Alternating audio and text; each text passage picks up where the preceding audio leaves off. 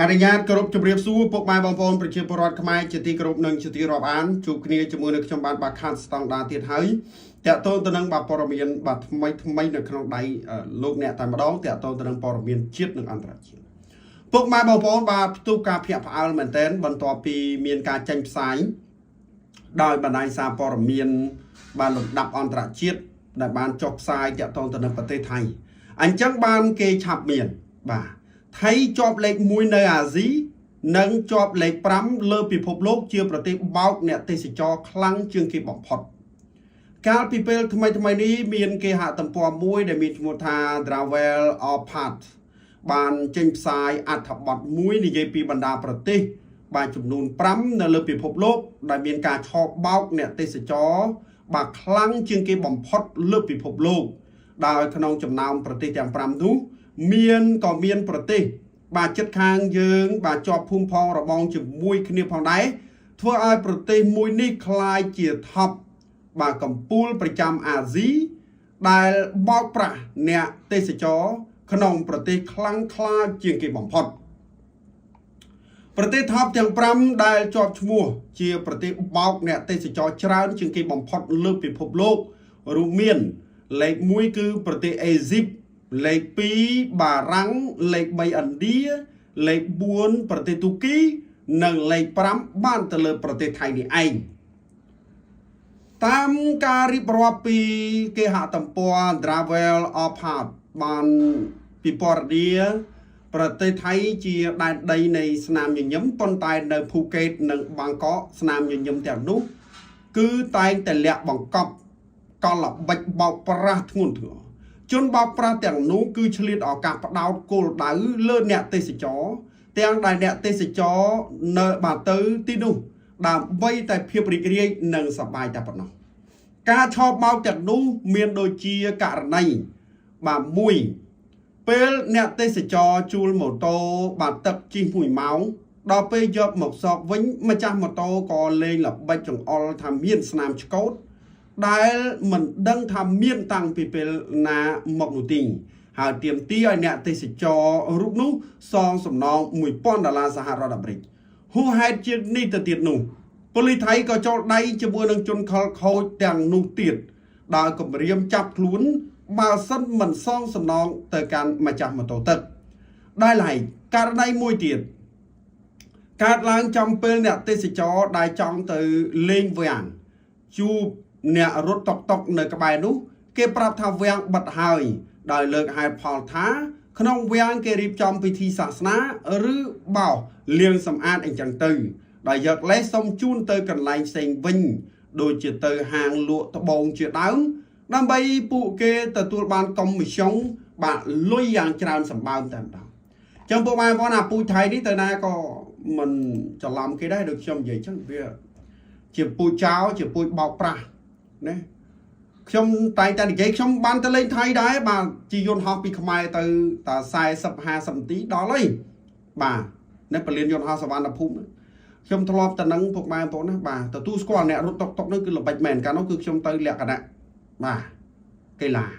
នៅពួកម៉ែបងប្អូនណានាំអតពលិកទៅធ្វើការប្រកួតបាទគឺតុកនិយាយមួយយើងអញ្ចេះដល់ពេលទៀមទាគឺអញ្ចោះត្រង់នេះគឺភាពមិនស្មោះត្រង់មួយដែលថៃគូតែគិតគូអំពីបញ្ហាជនជាតិខ្លួនឯងដែលជាមានបំណងឬក៏មានចេតនាបោកប្រាស់អ្នកទេសចរ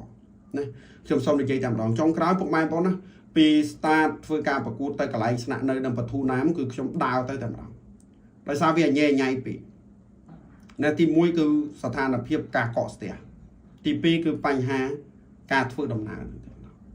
លំបាកណានិយាយមួយយើងចេះទៀមទាអញ្ចោះគឺខុសត្រង់ហ្នឹងតែម្ដងតើតងបានទៅនឹងព័ត៌មានក៏មានតែប៉ុណ្្នឹងដែរយើងចូលទៅមួយសាច់រឿងទៀតរឿងមាសជាង100តោនធនាគារស្វីសបង្កកទ្រព្យសម្បត្តិមាសជាង100តោនរបស់រដ្ឋាភិបាលលោកម៉ាឌូរ៉ូក្រុមប្រឹក្សាសហព័ន្ធស្វីសបានសម្រេចបិទគប់រាល់ទ្រព្យសម្បត្តិទាំងអស់ដែលពាក់ព័ន្ធនឹងអតីតមេដឹកនាំលោកនីកូឡាម៉ាឌូរ៉ូនិងសហការីចំនួន37នាក់ផ្សេងទៀត ដែលនេះគឺជាការចាក់សោលើអាណាចក្រហិរញ្ញវត្ថុដ៏មហិមារួមទាំងការដឹកជញ្ជូនមាសជាង100តោនទៅកាន់រោងចក្រចម្រាញ់មាសរបស់ប្រទេសស្វីសនាពេលកន្លងមកយោងតាមបណ្ដាញសារព័ត៌មាន Reuters ដែលបានធ្វើការចុះផ្សាយដោយបាទក្រិតអាសន្នដែលបានចេញកាលពីថ្ងៃទី5ខែមករាឆ្នាំ2026បានធ្វើឡើងបន្ទាប់ពីកងកម្លាំងអាមេរិកបានចាប់ខ្លួនលោកម៉ាឌូរ៉ូនៅក្នុងទីក្រុងហ្គារ៉ាកាសកាលពីប្រមាណថ្ងៃមុននេះបើតាមរយៈការអនុវត្តច្បាប់សហព័ន្ធស្ដីពីការបង្កកនិងការប្រគល់ទ្រព្យសម្បត្តិបាទខុសច្បាប់FIAA ប្រទេសស្វីសមានគោលបំណងការពាររាល់មាសនិងទ្រព្យសម្បត្តិដែលនៅសេសសល់មិនឲ្យមានការផ្ទេរចេញពីប្រព័ន្ធធនាគារដាច់ខាតអស់រយៈពេលជាច្រើនឆ្នាំមកហើយដែលមាសជាង100តោនត្រូវបានគេចាត់ទុកបាទជានិមិត្តរូបនៃយុទ្ធសាស្ត្ររស់រានមានជីវិតរបស់រដ្ឋាភិបាលលោកម៉ាឌូរ៉ូចន្លោះឆ្នាំ2013ដល់ឆ្នាំ2016ប្រទេសវេណេស៊ុយអេឡាបានដឹកជញ្ជូនមាសប្រហែល113តោនមានតម្លៃប្រហែល5.2000 លានដុល្លារទៅកាន់ប្រទេសស្វីសដើម្បីចម្រាញ់និងលក់យកសាច់ប្រាក់សម្រាប់ដោះស្រាយវិបត្តិសេដ្ឋកិច្ចក្នុងប្រទេសវេណេស៊ុយអេឡាផ្ទាល់ការបង្កកនេះមានសុពលភាពរយៈពេល4ឆ្នាំនិងបម្រើជាមូលដ្ឋានច្បាប់បណ្ដោះអាសន្នយោងតាមច្បាប់ស្វីសនៅពេលដែលមេដឹកនាំម្នាក់ធ្លាក់ពីអំណាចរដ្ឋអាចបង្កកទ្រព្យសម្បត្តិរបស់ពួកគេដើម្បីទុកឲ្យរដ្ឋាភិបាលវេណេស៊ុយអេឡាថ្មីចាប់បាទកំណើតនាពេលអនាគត